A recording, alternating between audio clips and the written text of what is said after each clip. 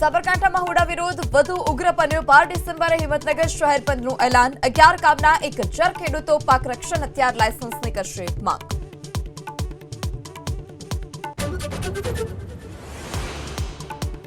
સુરતમાં સહારા દરવાજા બ્રિજ પર બીઆરટીએસ બસનો અકસ્માત। ચાલકે સ્ટીયરિંગ પરથી કાબુ ગુમાવતા ડિવાઈડર સાથે ટક્કર। સદનસીબે કોઈ જાનહાનિ નહીં।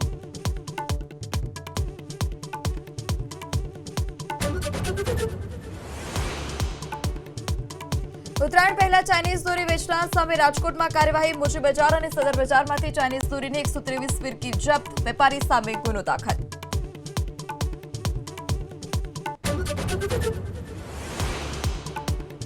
સ્વામી પ્રદીપ્તાનંદ સરસ્વતીએ હિન્દુ પરિવારમાં 3 સંતાનોનો સંકલ્પ લે તેના જ લગ્ન કરાવવાનું કર્યું આહ્વાન।